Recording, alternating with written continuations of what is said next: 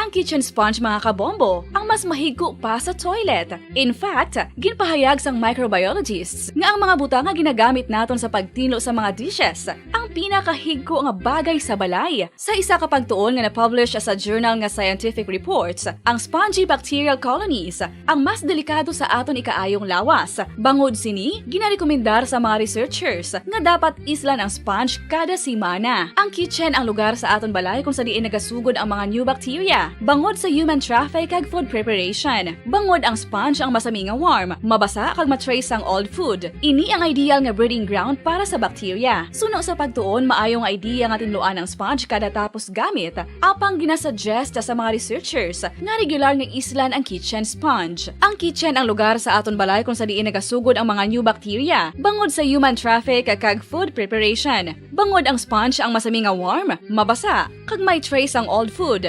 Ini ang ideal nga breeding ground sa para sa bacteria. Suno sa pagtuon, maayong nga idea nga tinluan ang sponge kada tapos gamit. Apang ginasuggest sa mga researchers nga regular nga islan ang kitchen sponge.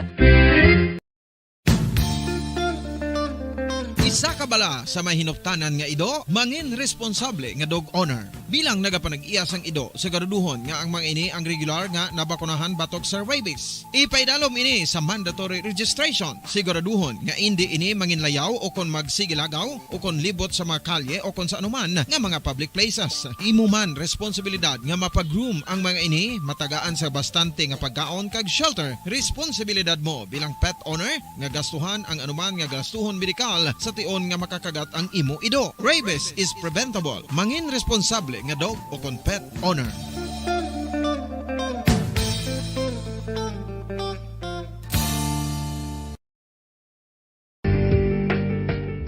Kinahanglan mo bala nga mag-recharge? Hindi mo na kinahanglan nga magsalig pa sa caffeine. Bangod, ang pag-power nap ang makapaboost sang memorya, cognitive skills, creativity, kag energy level. Ang power nap o kon cat nap ang pagtulog sang malipot nga oras kag may tinutuyo nga i-revitalize ang isa ka persona. Masami ini nga nagadugay sang 15 to 20 ka minutos ginahimo kun udto o kun hapon. Santo sa pagtuon, mas mangin alerto ang isa ka persona kung maka-power nap ini. Nagapabuhin man ini sang stress kag nagapa-improve sang cognitive functioning. Isa ini kapamaagi agud nga ma-refresh ang utok sang tawo kung ginakapoy. Magluwas diri, nagapanubo man ini sa risgo sang heart disease. Mga kabombo, subong nga holiday season, madamo gid ang pagkaon apang ano bala ang dapat himuon kung may matabo sang suspected foodborne illnesses. Kung may matabo nga suspected foodborne illnesses, dapat i-preserve ang mga ebidensya. Kung may bahin sang suspected food nga nabilin, taguon ini. Putson sang maayo kag ibutang sa freezer. Magpabulong sa gilayon. Kung ang sintomas nagapadayon o kung nagalala, gilayon nga magkadto sa doktor agud magpakonsulta. Hindi man magkalipat nga i-report ang insidente sa local health department. Ginhangkat man sang mga problema dala sang pandemya kag iban pa. Kita padayon nga magatindog, magabato sa anuman nga unos. Sa Pilipinas, ukon sa dinman nga bahin sang kalibutan. Sa ulugon nga puno sang kalipay kag paglaom, ang subong nga Paskwa. Kaupod ang Bombo Radio Philippines. Merry Christmas, mga kabombo! Ini ang Bombo Radio Bacolod para sa pambansang radyo ng Pilipinas. Consistent, overall number 1 sa Bacolod. Basta Radio! Bombo!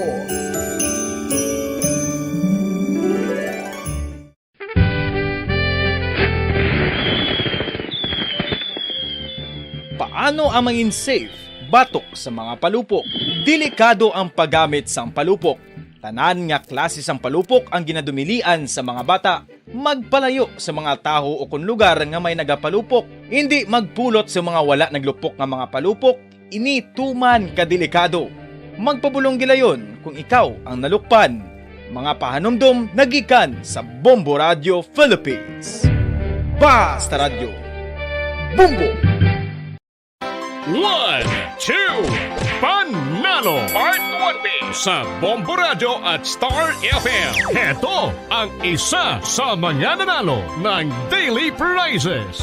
Ako si Alma de Guzman sang Sunwan, Barangay Mambulak, Silay City. Ako nagdaog sang 500 pesos cash, kag balor nga 650 nga groceries. Ako nagapasalamat gid una sa tanan sa aton mahal nga Dios nga ginbugayan sang sini nga grasya paagi sa Bombo Radio kag sa Star FM. Kag ining akon nga nadagan ang kwarta idugang ko sa kinanglanon sa amon panimalay kag subong man sa bulong sa akon nga bana na stroke na siya. Pagkatapos dugang jutay nga kapital sa akon negosyo man para nakadugang-dugang. Kamo nga mga utod ko nga ara dira nagapamati kag nagalantaw sa Bombo Radio, ginaagda ko man kamo magpasakop sa sining ilang nga promo nga dako nga bulig ini para sa aton nga kinahanglanon. Kag sila nagapadayon sa gihapon basta radyo Bombo number 1. Number 1 ang Bombo Radio.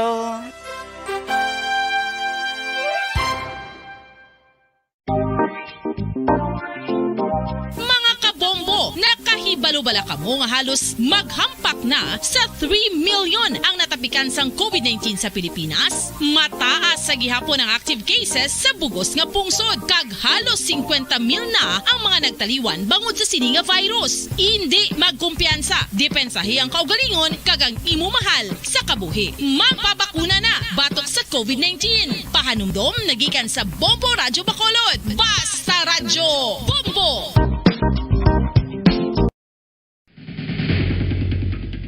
Ang food safety ang nagagarantiya nga ang pagkaon hindi makatugas ang anuman nga halit sa consumers o kung makakaon sini, samtang ini ang ginahanda o kung nakaon. May ara man sa ginatawag food and waterborne diseases o kung grupo sa mga balatian, tugas ang anuman nga infectious o kung non-infectious agents. Ang mga masunod ginakabig common causes ng food and waterborne diseases.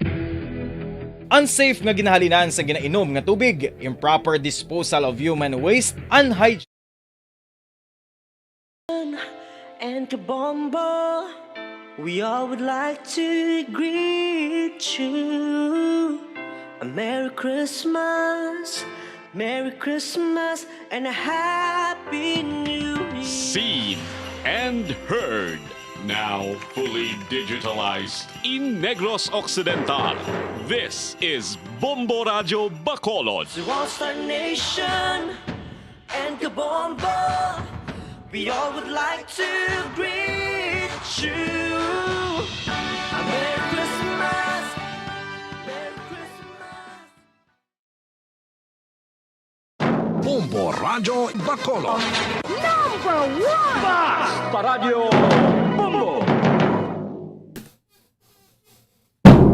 Time check, kasukitay 1 minutos na nakaligad sa tak ng alas 5 sang hapon.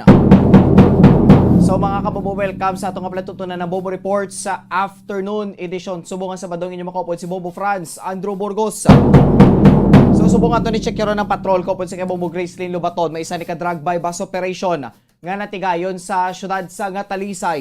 Mismo sa pamuno man mismo sa Talisay City Police Station. Kuha din nato ng update no kagabantayan din naton kung sino naman ni ang drug personality nga nadakpan sang mga kapulisan.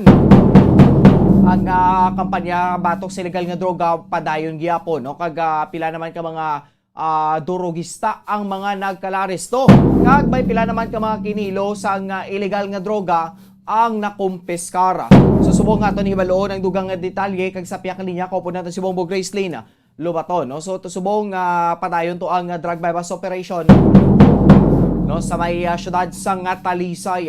Kung inyo madumduman no may isa to ka drug personality man nga from City of Talisay pero ari diri sa syudad sang Bacolod nga ginbuno patay. Di subong panimago naman ni nga personalidad kung sino naman ni ang preska nga nadakpan. So ti subong duay ni untat no padayon ni gyapon sa pag pang-aresto no pagi sa mga drug by bus operation. Well, padayon gyapon sa pagbantay man ng atong mga kapulisan santo man no sa mga pagsulundan man be o kung ginamando man mismo sa gobyerno nga unta to na ang pagbaligya sang illegal nga droga. Sige no, so kung okay na? So medyo kung wala nga lang pa si Bombo Gracelyn. Sige no. So ari sa piyang linya si Bombo Gracelyn. Bombo Gracelyn, good afternoon. Please come in. Bombo Andrew. Yes, continue. Bombo Andrew, saka 53 anyos na lalaki ang natakpan no, sa Gatagayon subong inventory o kung na drug bypass operation sa Talisay City Police Station. Trinayon sa Purok Santan, Barangay Zone 12, syudad sang Talisay. So ang nakuha siya Bombo Andrew, Yes. 2 ka mga gramos kag 13,600 pesos sa valor sa suspected sa puso sa doon ng Gatagayon sa gihapon ang inventory kag mayara diri ng mga barangay officials no at business hands. Okay. Bombo Gracelyn, mga pilagi ganitanan ang nakuha? 13,600 Okay. pesos. So ano ni siya, isa ka street level individual o kung newly identified?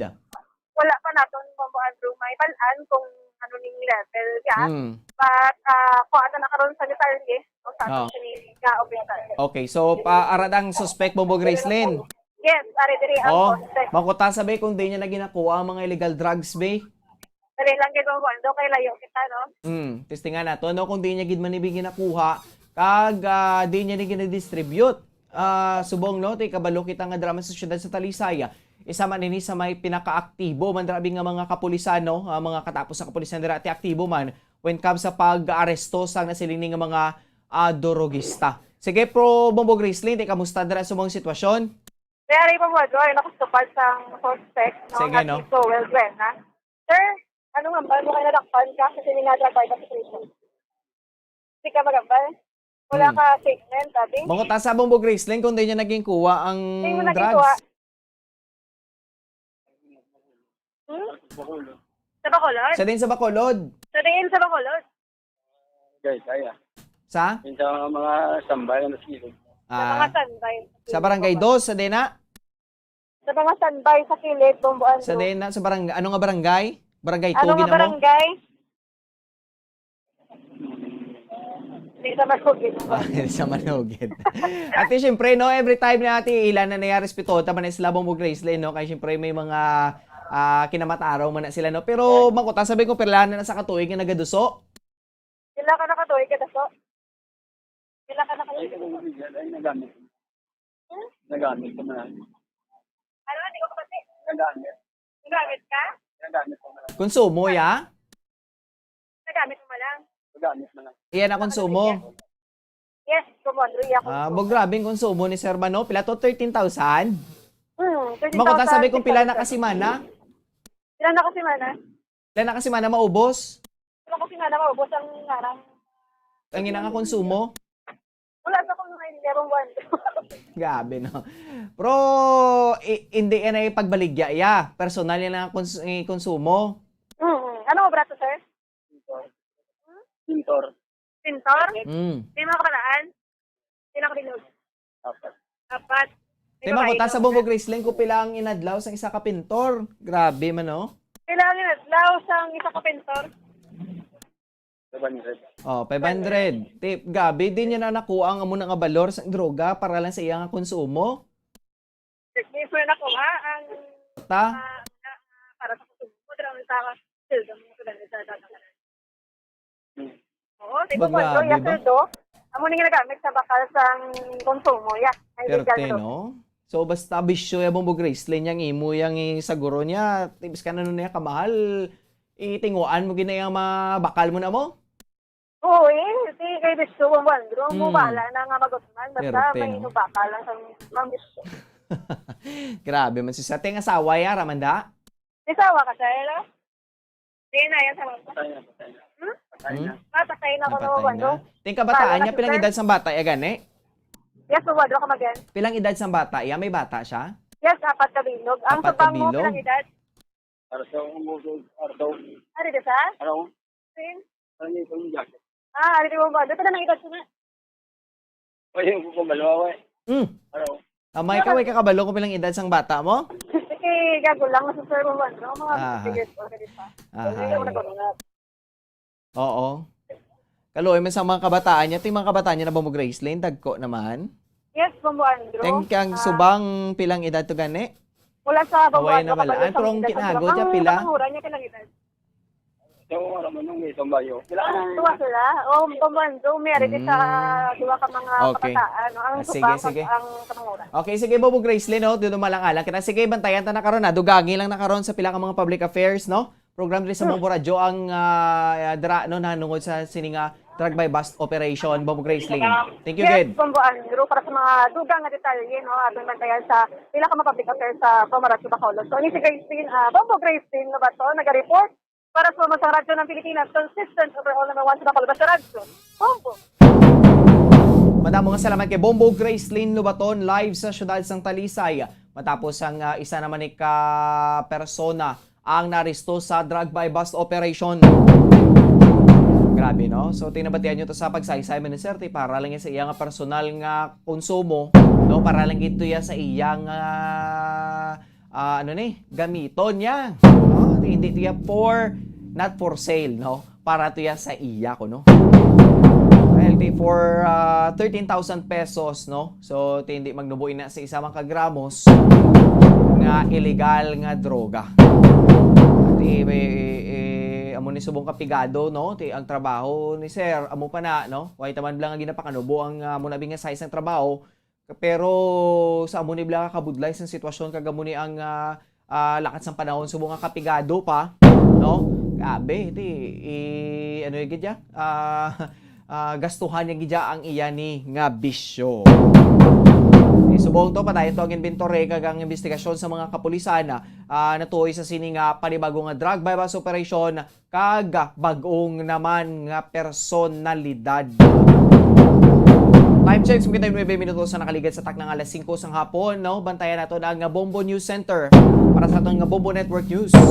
Ang News Center naman na magadulong sa aton sa mga updated nga mga balita sa nasyonal, kag balita sa internasyonal, balita sa inampang, kag sa artista. So ito yung big event subong ning before mag-end sang tuig naghawit pa ya ang panibago nga variant nga muni ang Omicron variant nga nadiskubrihan sa South Africa. Sige mga kabobos, advise ka mo kagbantay pag kinadugan pa mga balita kaya rin nato ang Bobo News Center. News Center, please come in. Bon Network News. And the KBP Golden Dome for Best Radio Newscast Metro Manila goes to Bombo News, DWSM, Star FM, Bombo Radio. At ngayon, ang inyong tagapagbalita. Magandang gabi Pilipinas, sa anumang oras sa buong mundo, narito na ang Bombo Network News Evening Edition, ika-4 ng Disyembre 2021, sa ulo ng ating mga balita. Nasa 50 Pinoy ang stranded ho ngayon sa Europa at South Africa. Kaugnay pa rin ng sitwasyon doon sa pagtugon sa COVID Omicron variant ayon sa DFA. Samantala, swab samples ng mga biyaherong dumating sa bansa nitong buwan ng Nobyembre hindi pa isa ilalim sa genome sequencing. Ang Genome Center naman wala pang Omicron na na-detect sa Pilipinas, pero posibleng narito na raw sa bansa ang nasabing COVID-19 variant. Kakulangan naman ang mga vaccinator dahilan upang hindi makuha ng mga LGU ang vaccine target. Ayon po yan sa mga lokal na opisyal. Sa ating ulat panahon, extension ng low pressure area, magdadala ng ulan at baha sa Visayas at Mindanao ngayong weekend, ayon yan sa Pag-asa. At mamaya mayroon tayong update mga kabombo kaugnay dun sa matinding sitwasyon ho na nangyari dyan sa South Cotabato dahil matinding selos pala yung sinasabing motibo sa pagmasaker ng mister sa sarili nitong pamilya dyan sa naturang lugar sa Tupi, South Cotabato. Nagpakamatay din ho ito.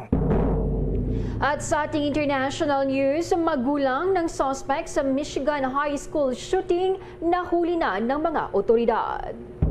Bago sa detalye, kami ang inyong mga tagapagbalita. Ako si Bombo Jane Buna. Ako naman si Bombo Dennis Hamito at ngayon sa ating mga detalye. Iniulat ngayon ng Department of Foreign Affairs na may humigit kumulang sa 50 Filipino doon sa bahagi ng Europa at maging sa South Africa na stranded pa rin mga kabombo sa gitna ng banta ng Omicron variant. ng coronavirus. Ayon kay DFA Undersecretary for Migrant Workers Affairs, Sara Lu Ariola, nakatanggap sila ng balita kaninang umaga mula ho sa kanilang post sa South Africa na may mga Pilipino. Aabot ho ito sa 49 ang stranded doon. Umaapila si Ariola sa mga kapwa Pilipino na mangyaring makipag-ugnayan sa mga embahada at konsulado na kung saan ho sila stranded para matulungan. Ibinahagi pa nito na ang mga post ng DFA sa 20 embahada at konsulada sa Europa ay naglalabas naman ng mga abiso sa mga flight ng repatriation para sa mga Pilipino. Nakatakda na ang repatriation mula ho sa the Netherlands at ito ay gagawin sa AGES ng Disyembre at 13. Ayon kay Ariola, sinabi nito na magiging mas komplikado ang pamamaraan ng pagkakataon na ito dahil ang mga Pilipino mula ho sa red list countries ay kinakailangan pagsama-samahin sa the Netherlands bago sila maiuwi sa Pilipinas. Ang listahan at ang travel ban ay epektibo hanggang 15 ng Disyembre. Kaugnay ho niyan, narito ang bahagi ng pahayag ni DFA Undersecretary for Migrant Workers Affairs, Sara Lu Ariola. Sa Europe, 7 yung countries na may na red list, Austria, Czech Republic, Hungary, Belgium, Netherlands, Switzerland, and Italy. Nagbigay na po ng notice ang DFA, no, tsaka yung mga 20 embassies and consulates natin na sabihin po nila kung nasaan man sila sa Europe pag sila ay stranded. So far, we have more or less 50 Filipinos stranded in Europe. Pero sa Africa naman po, 7 countries din po yun. South Africa, Botswana, Zimbabwe, Namibia, Lesotho, Eswatini, and Mozambique. We just received word this morning from our post sa South Africa na meron pong around 49. Gusto po namin makiusap sa ating mga kababayan na please contact our embassies and consulates kung kayo po ay stranded para matulungan po namin kayo. Meron pong nakatakda or this December 10, dapat meron na pong sumabay po yung repatriation ng Pilipinas with OSM Maritime. Isa po talaga siyang local manning agency mula po sa Netherlands. At meron din po tayong inaayos na December 13 again from Netherlands. Kasi kung hindi po magkasya doon sa magpipiggyback po tayo sa kanilang repatriation effort. Ganun po din yung gagawin natin sa South Africa. Kaya lang medyo mas mahirap po doon dahil most of the transit countries talaga hindi rin gustong papasukin yung mga flights from South Africa. Pero ang kailangan po namin talaga at the moment, nakikiusap po kami, makipag-ugnayan po tayo sa ating mga embahada so that we can help you. Medyo complicated lang po tong system na to compared sa dating repatriation efforts na ginagawa natin dahil dati yung mga restrictions, yung red list countries, yung repatriation within the country. Pero ngayon po sa Europe, 7 countries yung iba nga po kahit hindi red list yung country na doon na sila na stranded dahil hindi na sila makabalik ng Pilipinas dahil galing sila sa red list country. So we have to bring them together in Netherlands saka po natin sila ililipad. So kailangan po natin yung mga kababayan natin na magsabi po sila sa mga embahada so that we can make arrangements. Kasi meron din po talagang mga requirements po yan. Kasi hindi po kayo pwedeng sumakay ng kahit anong eroplano lang. Bahagi po yan ang pahayag ni Undersecretary for Migrant Workers Affairs, Sara Lu Ariola. Samantala naman, pinuri ng Octa Research Group ang mabilis na implementasyon ng Pilipinas ng international travel ban sa gitna ng Omicron variant ng COVID-19 na naitala na sa ilang mga bansa. Ito ay kahit patuloy pang nangangalap ng impormasyon ang mga eksperto tungkol sa mga katangian ng Omicron variant.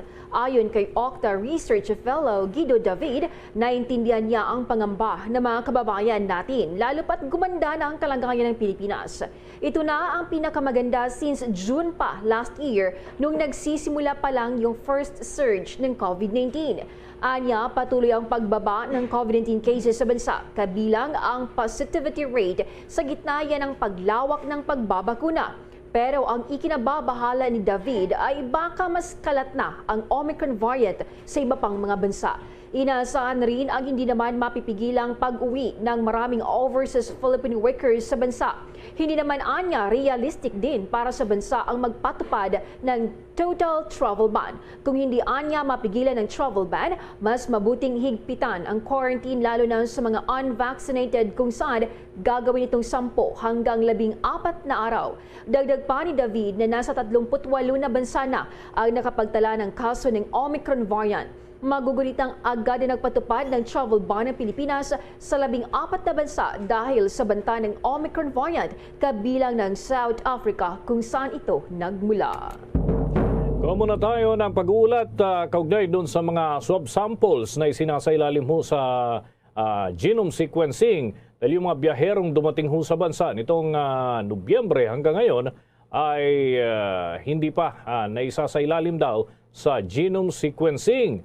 Wala pa rin namang natutukoy ho na Omicron variant na na-detect dito sa Pilipinas. Alamin ho natin ang update hinggil dyan sa pag-uulat ni Bombo Raymond Tinasa. Bombo Dennis, Bombo Jane, inihayag ng Philippine Genome Center na sa ngayon ay wala pang na-detect na Omicron variant ng COVID-19 dito sa ating bansa. Sinabi ni Genome Center Executive Director Cynthia Saloma na wala pang na-detect na Omicron variant mula sa 18,000 na samples na na-sequence na. At ayon pa kay Dr. Saloma na hindi naman ito nangangahulugan na walang naturang variant sa Pilipinas, baka lamang hindi pa napapasailalim sa kanilang genome sequencing. At ayon sa naturang opisyal ay ang pinag-usapan na lamang dito ay kailan nakapasok o makapasok ang naturang variant. So patuloy daw yung kanilang panawagan sa mga LGUs na agad nilang i-report sa kanilang tanggapan o magbigay ng mga samples, lalo na kung merong mga clustering o yung mga pag-shoot up, pag-search ng mga COVID-19 cases sa kanilang mga lugar, lalo na sa mga kabahayan, mga barangay, para dito raw ay magkaroon ng mas maigting na pagbabantay at makuha yung mga samples para isailalim sa random genome sequencing. Na itong bahagi ng pahayag ni Dr. Saluma. Yung capability po ng Genome Center is about 750 a week, or probably pwede nating dublihin yan o 1,500 samples a week. Pero kung may mga kailangang i-sequence kaagad, kaya naman po natin gawin yan with a different sequencing machine na 48 samples overnight po, kaya natin gawin yan.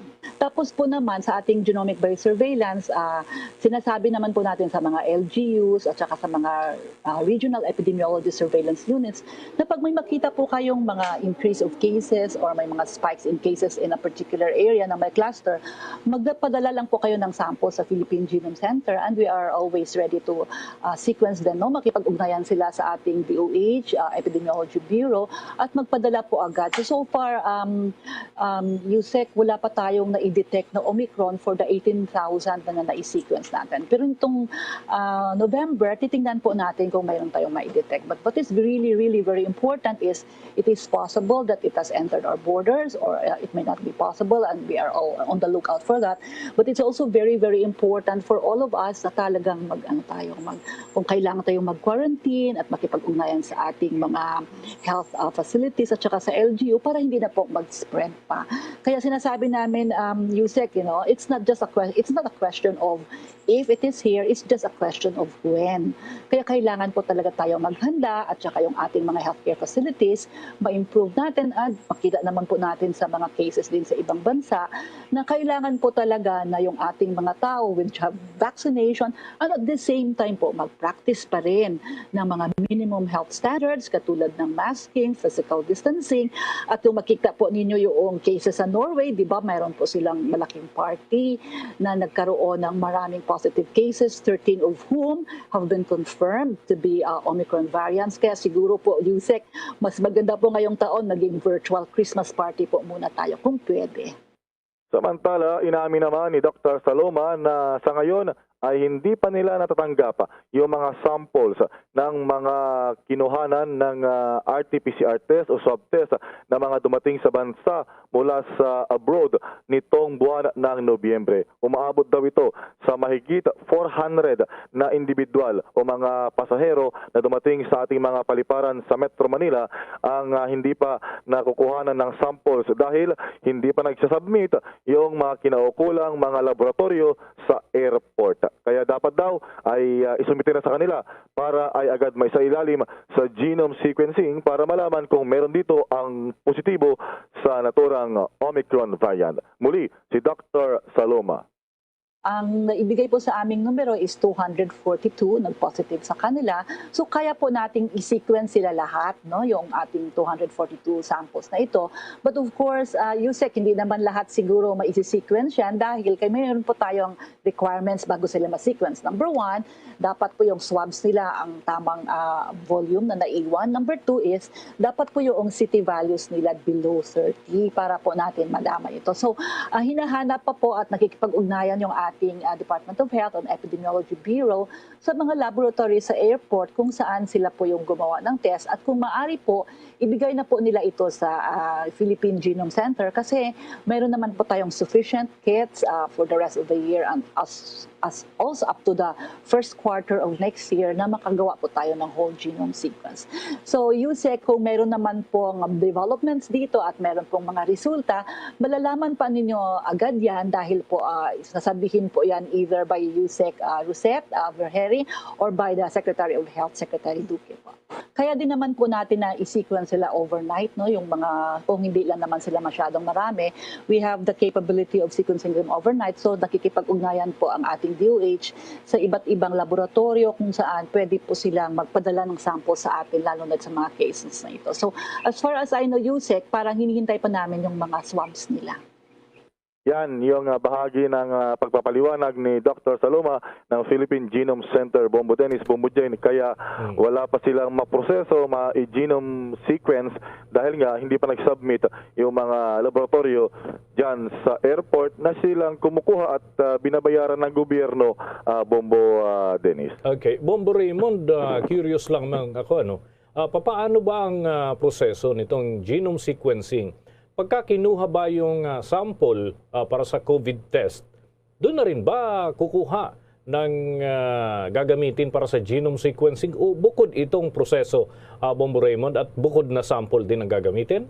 Well, kaparehas, pero ang sinabi ni Dr. Saloma, ang kanila lamang isa sa ilalim sa genome sequencing ay yung mga samples na nagpositibo sa COVID-19 regardless kung anong variant. Basta nagpositibo, yun lamang yung kanilang isa sa ilalim sa genome sequencing para malaman kung ito ay Omicron variant. Yung mga nag-negative, ang sabi ni Dr. Saloma ay no need, hindi na kailangan dahil wala namang ma-detect, wala na makukuha kung negative result na sample yung kanilang isa ilalim sa genome sequencing. So meron yung parang mga kits na pwedeng makapag-detect ng S-gene, yung kumbaga parang kasama ito sa variant ng Omicron, pero kumbaga irrelevant din daw. Ito kasi yung kit na makadetect ng Omicron variant sa RT-PCR test pa lamang.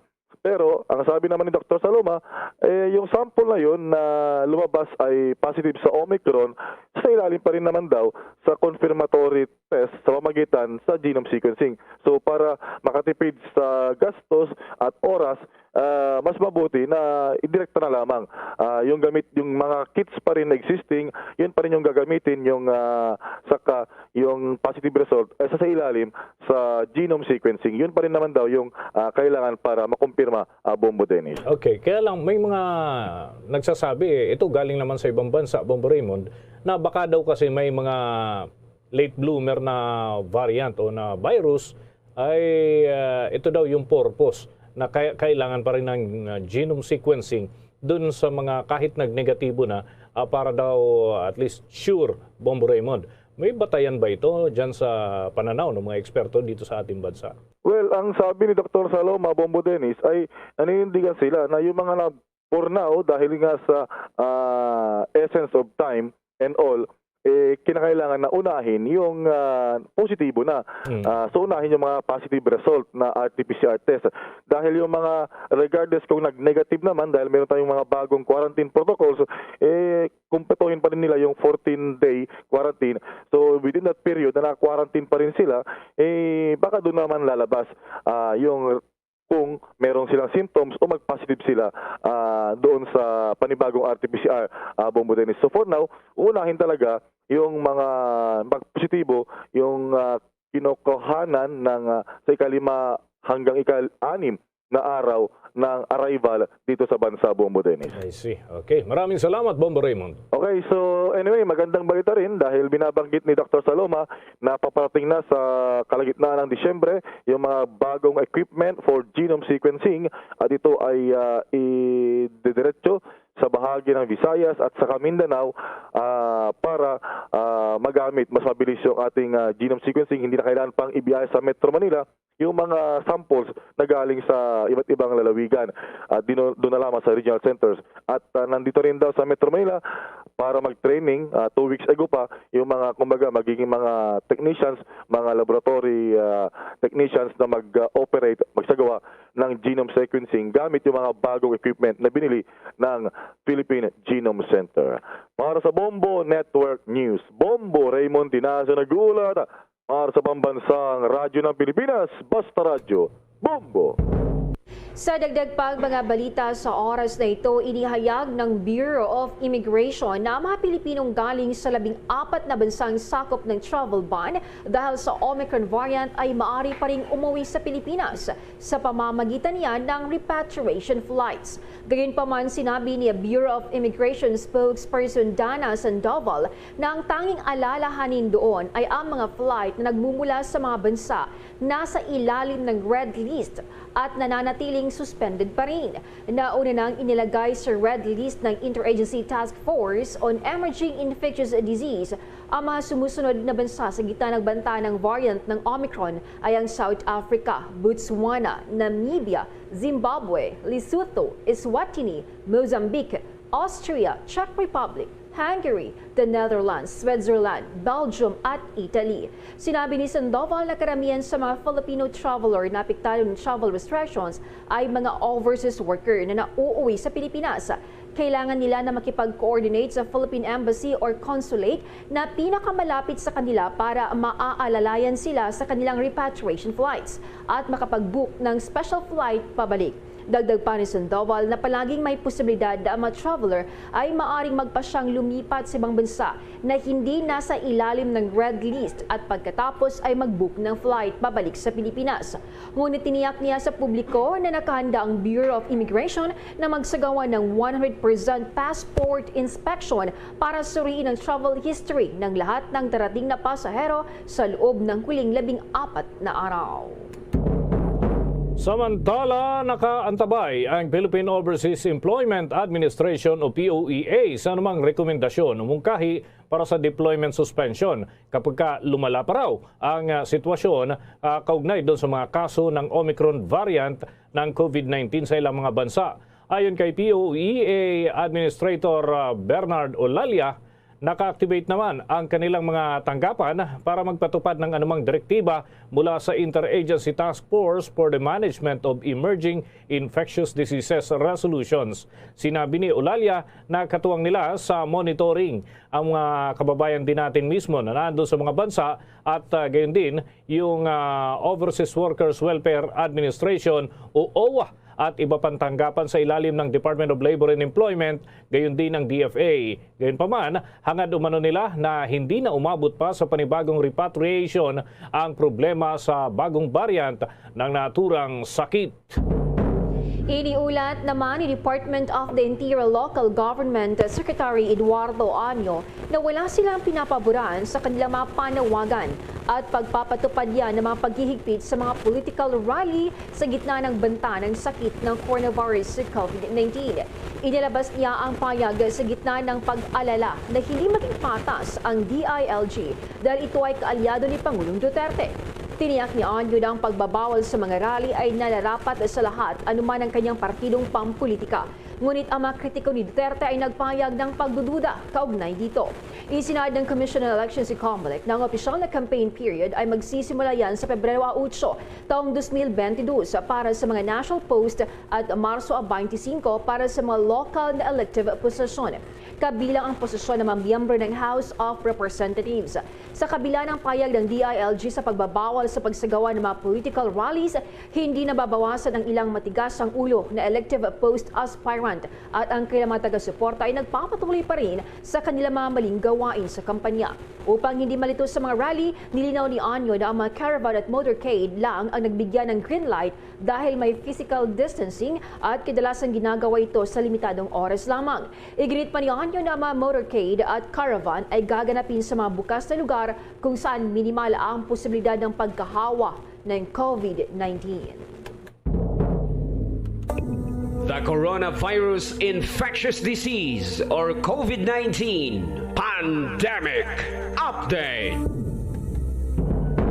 Mga kabombo, mga Kastar Nation, nakapagtala ang Department of Health ng 517 na mga karagdagan pong kaso ng COVID-19. Samantala ay mayroon din naman na naidagdag na 1,139 na mga gumaling habang 243 na naitalaho ang pumanaw. Ito ho'y mataas kumpara sa mga nakalipas na araw. Sa kabuuan bilang naman ng mga naitalang kaso sa bansa, merong 0.5% o katumbasuyan ng 14,338 ang aktibong kaso. 97.8% o katumbaso ng 2,770,726 na mga tao po ang gumaling at 1.74% o katumbas naman ng 49,230 ang naitalang binawian ng buhay. Ayon sa pinakauling ulat ng DOH, 2 sa mga laboratorio ang hindi operational noong Disyembre 2 ng taong kasalukuyan habang mayroon namang isang laboratorio na hindi talaga nakapagsumiti ng data sa COVID-19 Document Repository System. Base sa data na nakaraan ho na kalahating buwan, ang kontribusyon ng 3 laboratorio na ito ay 0% naman sa lahat ng mga samples na naitest ho nila at 0% din ho sa lahat ng mga positibo sa mga natukoy na individual kaya't walang magiging epekto kung hindi man sila ngayon nakapagsumiti ng kanilang resulta. Samantala, 7 duplicates naman ang inalis ng DOH sa total case count. Matapos na ito'y matuklasan na nakarecover na pala yung naturang mga personalidad. Dagdag pa rito, 94 cases naman ang nagnegatibo at inalis na doon sa listahan ng mga infected ng COVID-19. Lalo't karamihan sa mga ito ay gumaling na at nakauwi na sa kanilang mga bahay. Sa kabilang dako mga kabombo, nasa 228 cases naman na dating tinukoy ho bilang recovered patients ang na-reclassify. Binago ho yung kanilang status at nalaman kasi na mga ito ay binawian na pala ng buhay batay ho dun sa final validation. Sa iba pang mga balita, iniulat ng Philippine National Police na 5 bagong infection sa coronavirus ang naitala sa mga personahe nito dahilan upang nakapagtala ang ahensya ng kabuang kaso ng COVID-19 sa 42,208. Sa bilang na ito, 37 ang aktibong kaso. Ayon sa datos ng PNP Health Service, ang kabuang recoveries ay tumaas ng 8 kung kaya'y nakapagtala ang PNP ng 42,046 recoveries. Samantala, nanatili naman sa 125 ang bilang ng mga nasawi. Kumuna tayo ng pag-uulat mga kabombo sa ating mga kasamahan sapagkat ang Department of Health ay wala pang nakikitang ebidensya ho na posibleng may Omicron variant surge na mangyayari sa bansa sa pagpasok ng susunod na taon. Bakit kaya nila nasabi? Alamin natin ang buong detalye ng report ni Bombo Marlene Padiernos. Bombo Dennis, Bombo Jane, hanggang ngayon nga ay hindi pa rin matukoy ng Department of Health ang posibilidad ng pagtama ng bagong Omicron variant ng COVID-19 sa bansa sa mga susunod na buwan. Ito ay sa gitna ng pangangamba ng bawat bansa sa posibleng pagtama ng bagong variant ng COVID-19 sa iba't ibang panig ng mundo. Una rito ay ang naging pahayag ng Octa Research Group na posibleng sa pagpasok ng buwan ng Enero sa susunod na taon, magsimula ang pagkakaroon ng surge ng Omicron variant sa bansa. Sinabi ni Health Undersecretary Maria Rosario Vergere na sa kasalukuyan ay wala pa aniyang nakikitang ebidensya ang kanilang kagawaran kaugnay sa posibleng pagkakaroon ng surge ng Omicron variant sa Pilipinas. Hinihintay pa niya ng DOH ang mga ilalabas pang mga impormasyon ng mga eksperto at ng World Health Organization hinggil sa mga characteristics ng nasabing variant. Mahirap anya na magbigay ng ganitong klaseng babala sa taong bayan dahil maaari anya itong magdulot ng takot at panik sa publiko. Mahirap po tayo magbigay ng mga ganitong babala na natatakot po ang mga tao. Wala pa naman ho tayong ebidensya. Inaantay po natin yung ipapalabas po ng mga eksperto across the globe together with WHO regarding the characteristic of this variant. Yes, this variant has a lot of mutations na kailangan po cautious tayo. But hindi po natin kailangan magpanik at matakot. Kailangan lang po sumunod tayo sa ating mga safety protocols. Lagi po natin tatandaan kung ano man po ang ginagawa nating safety protocols together with vaccination that will protect us and our family and our community. Samantala, Bombo Dennis, Bombo Jane, sinabi rin ni Health Undersecretary Maria Rosario Vergere na kinakailangan lang anya na maghanda ng ating bansa at maghigpit sa borders nito sa posibleng pagpasok ng Omicron variant sa Pilipinas. Ipinaliwanag din ng tagapagsalita na ginagawa ng pamahalaan ng lahat ng kanilang makakaya upang maisailalim sa mga COVID-19 testing ang lahat ng mga individual na papasok sa bansa. Sa ngayon ay wala pa naman anyang namamataan ng ahensya ng biglang pagtaas ng kaso ng nasabing virus sa mga lugar sa ating bansa dahil isaan niya ito sa pinagbabatayan nila na palatandaan ng posibleng pagtama ng kaso ng Omicron variant sa Pilipinas. Kailangan maintindihan natin, hindi ho natin natetest lahat ng positive samples dito sa ating bansa. That's one. Wala naman hong bansa na nakakagawa niyan talaga. So yung pong pag-detect natin itong Omicron variant, we are trying very hard na lahat ng pumapasok dito sa ating bansa ay naitetest naman natin. But for the community, we do purposive sampling.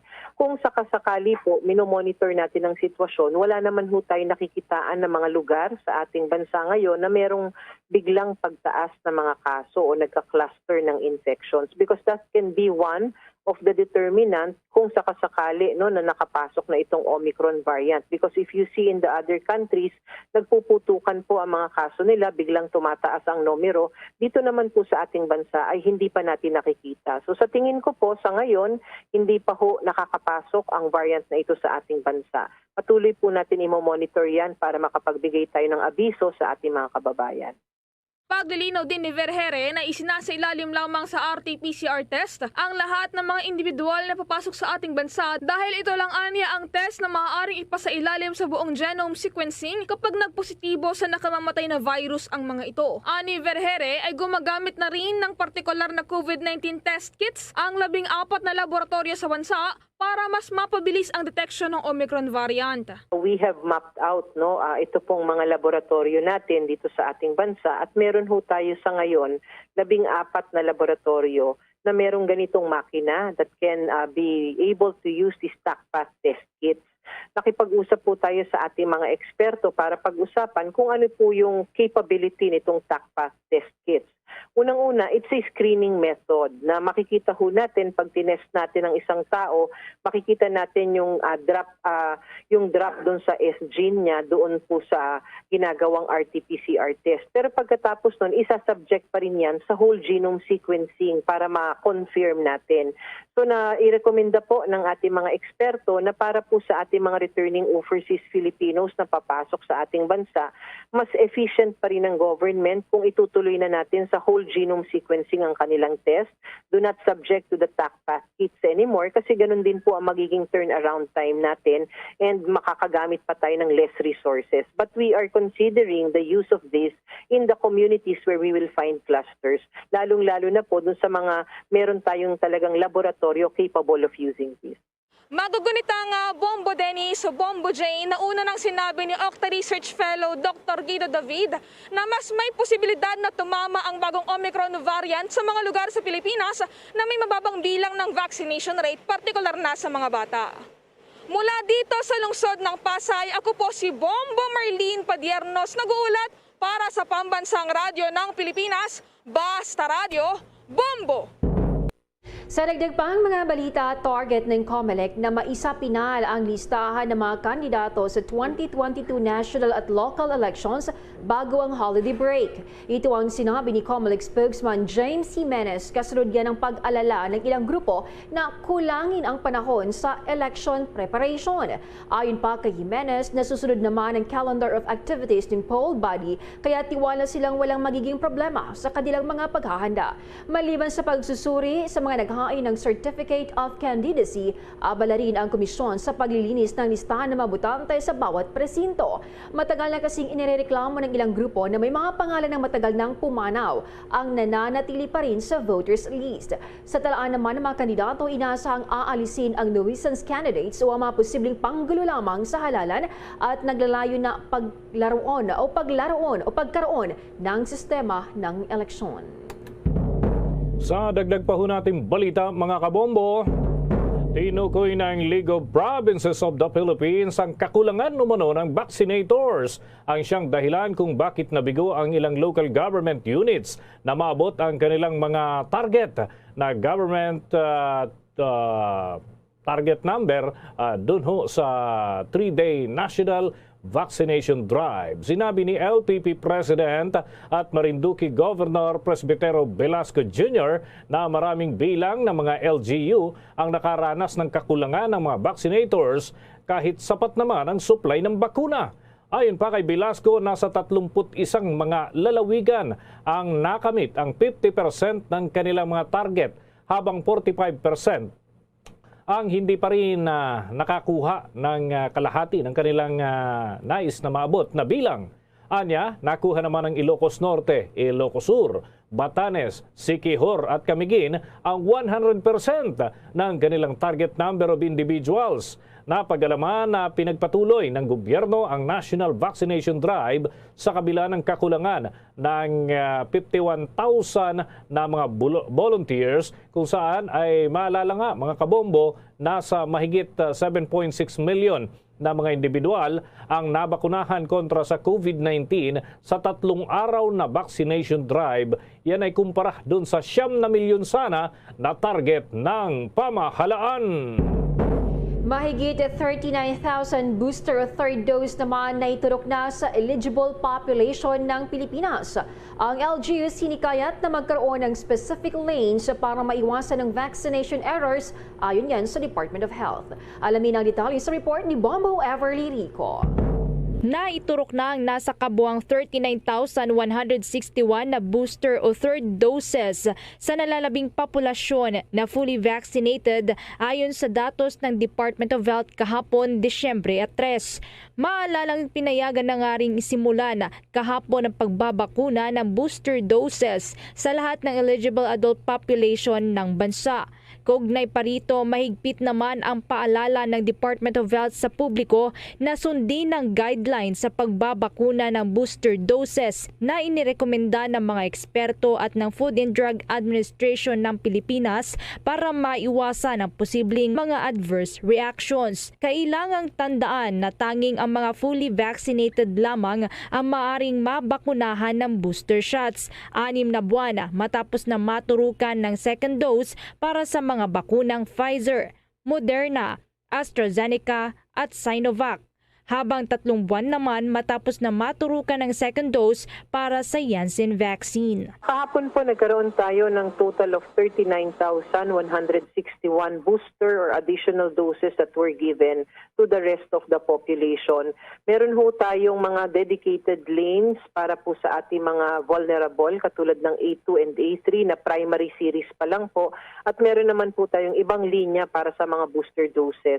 Yung ibang local government naman po ang ginawa nila, nagkaroon ng different vaccination sites for different types of vaccination. Kung booster dose po, iba ang vaccination site, and for the primary series, iba naman po ang vaccination site. Ang paalala lang po natin kasi, itong mga bakunang to, bago po sila, hindi pa ho natin alam ang full extent ng mga reaksyon na pwedeng ibigay sa ating katawan. Kaya nagbibigay ho tayo ng guidelines. So I warned everybody yesterday, sumunod tayo doon sa guidelines na binigay ng ating mga eksperto at ng FDA para makaiwas po tayo kung ano man po yung untoward na adverse reaction na pwedeng mangyari. Ang usual po kasi na reaction ng ating bakuna ay usual naman sa mga ibang bakuna rin na binibigay in the past. Lagnat, sakit doon sa vaccination site, sakit ng ulo, pagtaas ng presyon. Pero doon po sa mga kakaibang reaksyon po kasi iyan ang minomonitor natin maigi at ayaw nating maranasan ng ating mga kababayan. Ngayong pinayagan na nga ang pagbabakuna ng booster dose sa mga fully vaccinated edad 18 pataas, kasabay na rin ng primary series vaccination sa Pilipinas para sa mga edad 12 pataas, panawagan ng Department of Health sa mga local government units na magkaroon ng espesipikong lane para sa pagbabakuna ng primary series, lalo na para sa mga A2 o senior citizens at maging sa A3 o mayroong comorbidities para maiwasan ang anumang error o pagkakamali sa mga vaccination sites. Samantala, nananatili namang nasa low at nasa minimal risk ng COVID-19 ang lahat ng rehiyon sa Pilipinas. Ikinukonsidera pa rin ng Department of Health maliban sa trend ng COVID-19 cases ang kasalukuyang vaccination coverage, maging ang safety seal at ang karakteristik ng bagong Omicron variant para sa de-escalation o pagbaba ng alert level status sa bansa. At ngayong nalalapit na nga ang Christmas season, may paalala naman ang Department of Health sa pagsasagawa ng mga Christmas party na mas maigian niya nga maging virtual na lamang ang pagdiriwang para maiwasan ang pagkakaroon ng surge ng COVID-19 infections. Meron na ho tayong mga paunang pinapalabas na mga social media cards at videos kung saan paano natin magkakaroon ng ligtas na Christmas. So, tayo po ay nagpapaalala pa rin sa ating mga kababayan, the virus is still here. Let's continue to practice the safety protocols. Kung magki-Christmas party po tayo, baka maaari virtual parties muna. Let's have that sacrifice first para po sa kapakanan ng ating pamilya at sa kapakanan po ng buong sambayan ng Pilipino. Para sa Bombo Network News, Bombo Everly Rico nag-uulat para sa Pambansang Radyo ng Pilipinas. Basta Radyo, Bombo! Oras natin sa buong kapuluan, 39 na minuto na makalipas ang alas 6 ng gabi. Abangan ho mamaya mga kabombo sa ating international news yung magulang ng suspect doon sa Michigan high school shooting incident ay nahuli na ho. Hawak na ng mga otoridad. Mamaya-maya ang detalye niyan mga kabombo. Sa dagdag pa nating balita, isinailalim sa antigen test ang mga guro sa ilang pampublikong paaralan sa Quezon City na napili na lumahok sa pilot run ng limitadong face-to-face classes sa susunod na linggo. Nasa 200 mga guro mula ho sa Payatas B Annex Elementary Schools ang nagkaroon ng antigen test. Walang nagpositibo sa mga pagsusuring na isagawa. Ngayong araw mga kabombo, yung mga guro mula naman sa Bagong Silangan Elementary School, dyan pa rin sa Quezon City ho, ay nagkaroon ng kanilang mga antigen test upang suriin din sila kaugnay ng posibilidad na may COVID sila. Mga kabombo, ang test ay bahagi pa rin ng mga hakbang na ginagawa bilang paghahanda para sa limitadong face-to-face classes. At yan ay parte ng pilot run na nakatakda namang simulan sa Lunes at 6 ng Disyembre. Layunin nito ay upang matiyak na ang mga guro ay walang COVID-19 at upang tiyakin din sa mga magulang na ang kanilang mga anak ay ligtas na makakadalo sa naturang mga klase. Sa Lunes nga mga kabombo ay nasa 28 paaralan sa Metro Manila ang lalahok sa pilot run. Inanunsyo ng Department of Education nitong araw ho ng Huwebes na 177 schools, kabilang na ho yung 28 na pampublikong paaralan mula sa Metro Manila ang sasama sa pilot run ng in-person classes. Ang karagdagan na mga ito ay nangangahulugan na idadagdag pa ho doon sa 118 na mga paaralan na una nang inaprubahan ng DepEd na makapagsagawa ng limitadong face-to-face classes sa buwan ng Nobyembreng nakalipas. Kinansila naman ang face-to-face classes noong 2020 mga kabombo dahil nga sa pandemya ng COVID-19 kung saan ang mga mag-aaral ay binigyan na maaralin na lamang sa pamamagitan ng learning modules at online class. Nagsimula ang pilot testing ng face-to-face classes noon pang Nobyembre 15 sa ilang lugar sa bansa sa gitna na rin ng COVID-19 pandemic kung saan 100 schools na public schools na nagpasailalim ho sa mahigpit na protokol ng kalusugan ang siyang kalahok sa naturang programa. Sa kabilang banda, 18 pribadong paaralan mula naman sa ilang mga lugar sa buong kapuluan na itinuturing na mababa ang bilang o yung panganib para sa COVID-19 ay nagsimula na rin ng kanilang sariling pilot face-to-face classes.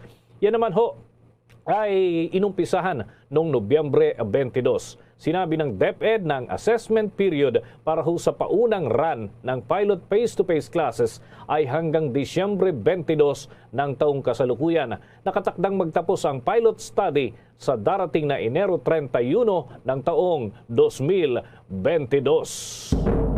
Sa iba pang mga balita, pipigilan ng Philippine National Police ang 1,049 na mga personal nito sa pag-report sa kanilang trabaho bilang pagsunod yan sa resolusyon ng Interagency Task Force on the Management of Emerging Infectious Disease. Sinabi ni PNP Chief General Leonardo Carlos na noong Disyembre 3, nasa 1,040 na personal pa lamang ang tumatangging magpabakuna laban sa COVID-19 nang walang valid reason. Ang bilang ay kumakatawan niya ng 0.45% ng PNP kung saan nasa 99% na ang fully vaccinated. Ayon kay Carlos, ginawa nilang lahat ng PNP personnel na mabakunahan laban sa COVID-19. Nauunawaan naman nila na maring ito ay isang bagay na kanilang personal na pagpili. Ngunit ang nananatiling prioridad ay ang general welfare sa panahon ng pandemya. Ngunit sinabi ni Carlos na patuloy nilang hikayatin na ang natitirang mga tauhan ng pulisya na magpabakuna sa pamamagitan ng pagbibigay sa kanila ng mas kapaki-pakinabang na impormasyon tungkol sa mga benepisyo ng pagkuha ng bakuna.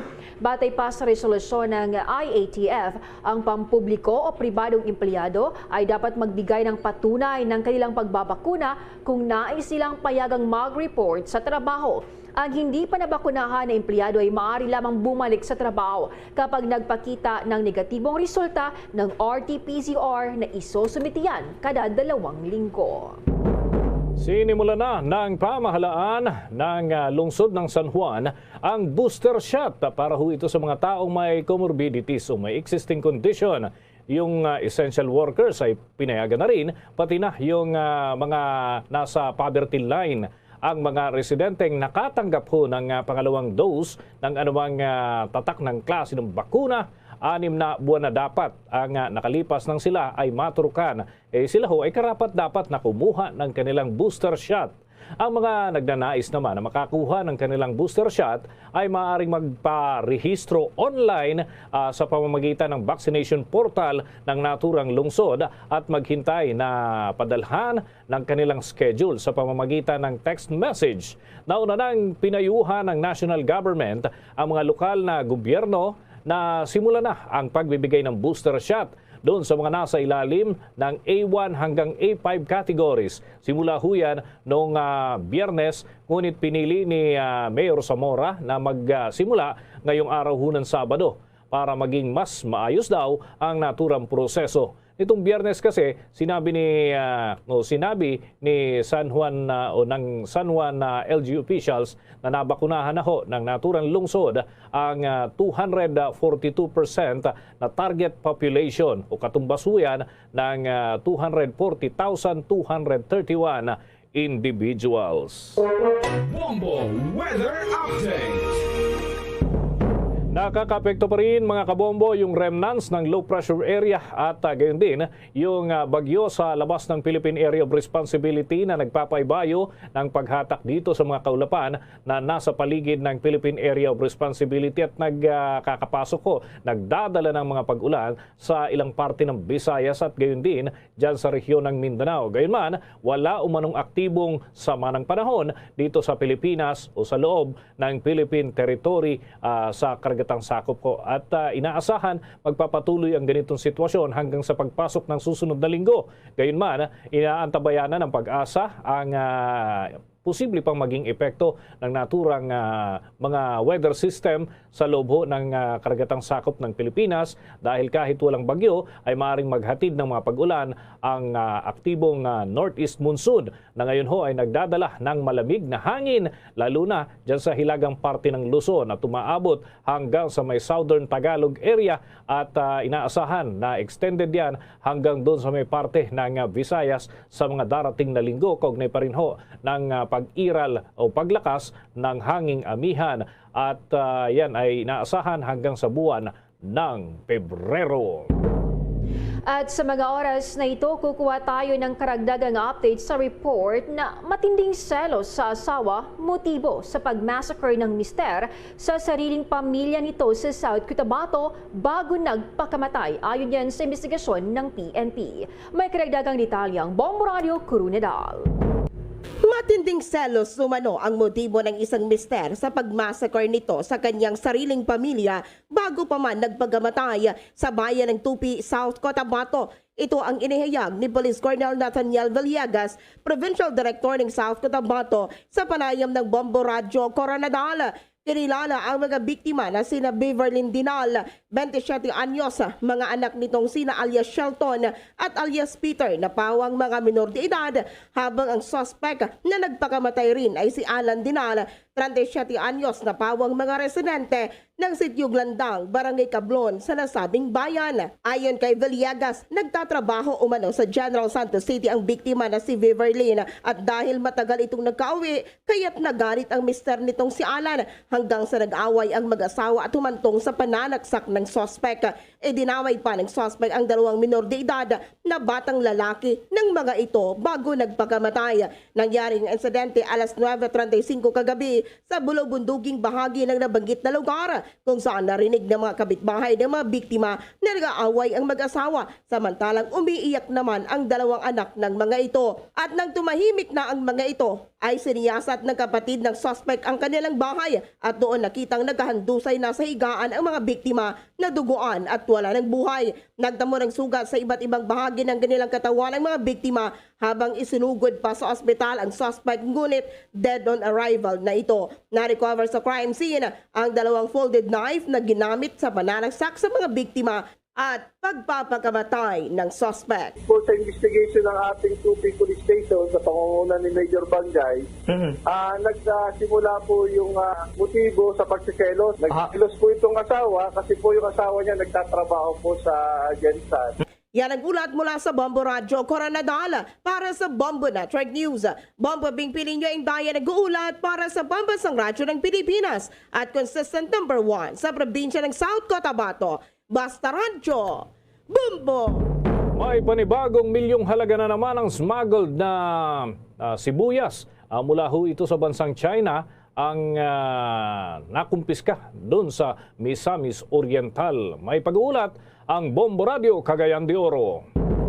Nakumpiska na naman ng Bureau of Customs at the Department of Agriculture ang nasa 6 na milyong piso na halaga na smuggle na mga sibuyas na muna'y nagmula na naman sa bansang China na dumaong sa puerto ng Mindanao Container Terminal, subport ng Taguluan, Misamis Oriental sa inilabas na impormasyon ni Bureau of Customs District Collector Attorney Elvie Cruz. Sakay ng barko na isinilid ng 2 container vans ang kontrabando kung saan natukoy ang umano'y consignee na humility trading na ipinuslit mismo nitong linggo lamang mula China papasok Pilipinas. Sinabi ng opisyal na panibagong misdeclaration of goods na naman ang kanilang nasabat dahil nakalagay sa mga dokumento na margarine ang karga na nasa loob ng container vans. Kaugnay nito dahil bigo ang consignee na madispute ang akusasyon ng gobyerno ay pansamantalang nakakusudiya sa yarda ng Misamis Oriental Port ang mga nakupiska na kontrabando. Magunitang simula Agosto hanggang Disyembre nitong taon, nasa mahigit 200 milyong piso na ang nakumpiska ng mga sibuyas na lahat mula sa China. Kung maalala, milyong halaga rin ng mga smuggled na sibuyas ang sinira ng Bureau of Customs at DA dahil bigo ang consignees na makapagpresenta ng kanilang legal na mga dokumento sa Bukidnon noong nakaraang araw. Mula Bombo Radyo Cagayan de Oro, Bombo Junel Ukat nag-uulat para sa Pambansang Radyo ng Pilipinas, consistent overall number 1 sa Northern Mindanao, Basta Radyo, Bombo! Dalawang magkahiwalay na sagupaan naman sa pagitan ng militar at NPA na itala sa Zamboanga del Norte. May pag-uulat ang Star FM Dipolog.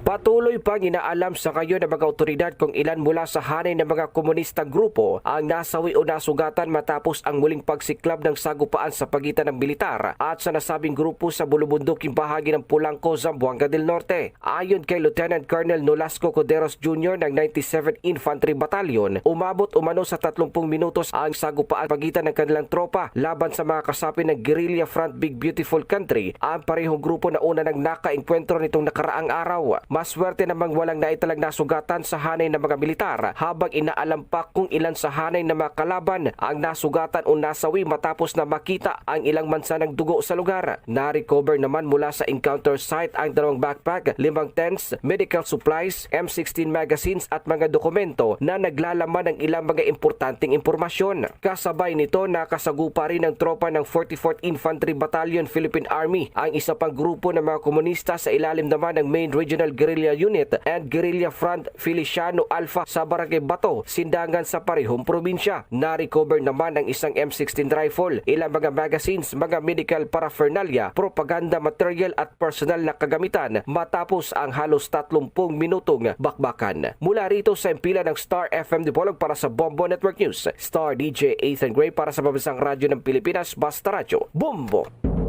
Kuha naman tayo ng update mga kabombo. Dating Police City Director dun sa Butuan nalunod, patay. May pag-ulat ang Bombo Radio Butuan.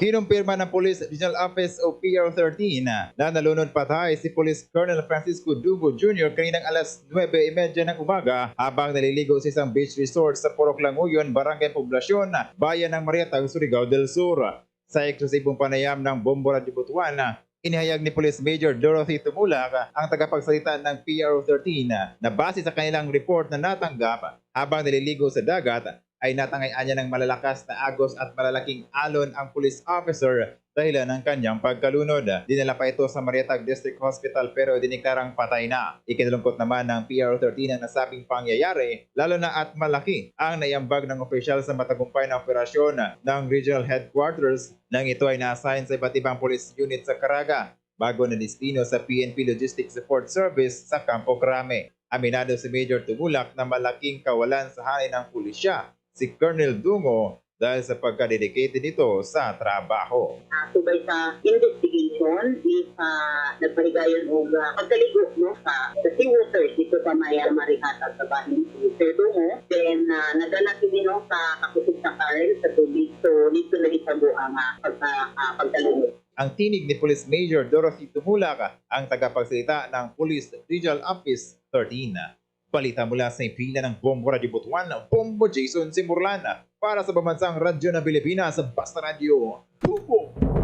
Ang Boracay naman nagdagdag ng paghigpit sa harap ng banta ng COVID-19 Omicron variant. May pagulat ng Bombo Radio Kalibo.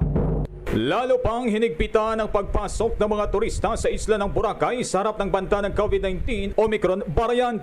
Naging mabusisi ang mga validating team ng lokal na pamahalaan ng Aklan sa pagsusuri ng mga requirements ng mga domestic tourists kagaya ng vaccination cards, quick response QR codes, confirmed hotel bookings at negatibong resulta ng RT-PCR test para sa mga turista na hindi pa nababakunahan. Dahil sa Omicron variant, pansamantalang sinuspindi ng probinsya ang paghahanda sa pagtanggap ng mga dayuhang turista. Ito ay sa harap ng anunsyo ng Department of Tourism na bubuksan na ang Pilipinas sa international tourist simula Disyembre 1. Sa kabila nito, kumpiyansa si Aklan Vice Governor Reynaldo Quimpo na muling lalago ang ekonomiya ng probinsya sa susunod na taon dahil sa pagbuhos ng mga local tourists. May pagkakataon na niya na umabot sa halos 5,000 ang turistang pumasok sa isla sa loob lamang ng isang araw. Nakibot nga ni kami, billion sa volume kung mga domestic tourists na nag-aagto sa Boracay. There was even a time na more than 5,000 do nagasud sa atong isla at Boracay. Para sa Bombo Network News, mula rito sa Bombo Radio Kalibo, Bombo Michael Alano nagulat para sa Pambansang Radyo ng Pilipinas at consistent overall number 1 sa Aklan. Basta Radio, Bombo! Bombo International News. Nahuli na ng mga otoridad ang mag-asawang James at Jennifer Crumbley. Silang magulang ng 15 anyos na suspect na namaril sa loob ng paralan sa Michigan na ikisawi ng 4 katao habang maraming sugatan. Pinalibutan ng mga state police at SWAT team ang area ng 1100 block ng Bellevue sa Detroit kung saan natagpuan ang kanilang inabandonang SUV. Una na nag-alok ng $10,000 ang US Marshals bilang reward sa mga makapagturo sa lokasyon ng 2 pugante. Magugunitang nagkasan ng manhunt operation ng Federal Bureau of Investigation at US Marshals laban sa mga magulang ng isang teenager matapos na iulat ng mga otoridad na missing ang mga ito. Kasunod ito ng pagsampa ng prosecutor ng involuntary manslaughter charges laban sa magulang ng 15 anyos na si Ethan Crumbley dahil sa kanilang egregious acts sa pagbili ng baril noong Black Friday at ginamit ng kailang anak na ikinasawi naman ng 4 na estudyante sa Michigan High School at ilang pang sugatan sa Oxford High School. Itinuturing na deadliest ito sa Amerika K-12 campus mula sa 2018 at ika-32 insidente ng pamamarilyan mula Agosto 1. Bombo Sports News. Kauna-unahang Pinoy gold medalist sa world's highest obstacle course ay nakakuha ng pagkilala sa Guinness World Record. May pagulat ang Star FM Baguio. Nakakuha ng pagkilala ang first ever Pinoy gold medalist sa world's highest obstacle course na si Elias Tabak sa Guinness World Record. Ito ay matapos niyang manguna sa men's division first world highest obstacle course na ginanap naman sa Tanzania. Sa exclusive interview ng Star FM Baguio sa atleta mula sa Davao del Norte na si Tabak, ibinahagi nito ang lubos na kaligayahan sa tagumpay na nakamit at sa pagkilala na iginawad ng Guinness. Prepare ako sir, almost 3 months. Diyan ako sa Baguio. Pumunta kami ng mountain province sa Barlig. Tapos lipat-lipat kami punta kami ng Mount Pulag, Mount Ugo. Halos-halos ng bundok diyan sa mountain province na puntahan ko na. Masaya ako sir kasi yung pinakamataas na tanggap ko sa buong buhay ko yung Guinness record na certificate. Bahagi ng panayaman ng Star FM Baguio sa first ever Pinoy gold medalist sa OCR na si Elias Tabak. Maliban kay Tabak, nanalo rin ng silver ang kapwa Pinoy nito na si Tolitz Divina sa men's division, habang sina Sandy Abahan ang naka-gold at si Siana Gutang ang naka-silver sa women's division ng nasabing kompetisyon. Iyan ang report mula Star FM Baguio para sa Bombo Network News. Star DJ Nash para sa Pambansang Radyo ng Pilipinas. Basta Radyo, Bombo! Bago tayo magtapos, ang Bombo Radio Philippines po ay naganyaya sa lahat. Para sa sama-samang panalangin, narito ang Oratio Impirata. Merciful and compassionate Father, we come to you in our need to seek your protection against the COVID-19 virus that has disturbed and even claimed lives. We ask you now to look upon us with love and by your healing hand, dispel the fear and sickness and death, restore our hope and strengthen our faith. We pray that you guide the people tasked to find cures for this disease and to stem its transmission. We thank you for the vaccines developed made possible by your guiding hands. Bless our efforts to use these vaccines to end the pandemic in our country. We pray for our health workers that they may minister to the sick with competence and compassion. Grant them health in mind and body, strength in their commitment, protection from the disease. We pray for those afflicted. May they be restored to health. Protect those who care for them. Grant eternal rest to those who have died. Give us a grace in these trying times to work for the good of all and to help those in need. May our concern and compassion for each other see us through this crisis and lead us to conversion and holiness.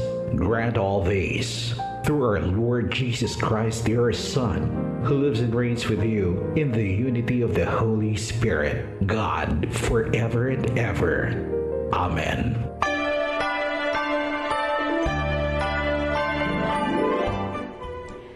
Para sa lahat ng mga Ilocano na imbag a Pasko ken naragsak a baru at tawen.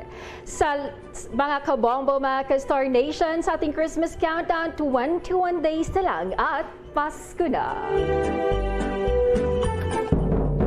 sa karagdagang balita at impormasyon, maaari mag-log on sa www.bomboradio.com. Mula sa Bombo News Center, Makati, kami ang inyong mga naging tagapagbalita. Ako si Bombo Jane Buna. Ako naman si Bombo Dennis Hamito para sa Pambansang Radyo ng Pilipinas, Pasta Radio Bombo! At sumainyo ang kalipunan ng maiinit at pangunahing mga balita sa Bombo Network News. Hatid sa inyo ng Pambansang Radyo ng Pilipinas, Bombo Radio Philippines. Pasta Radio Bombo!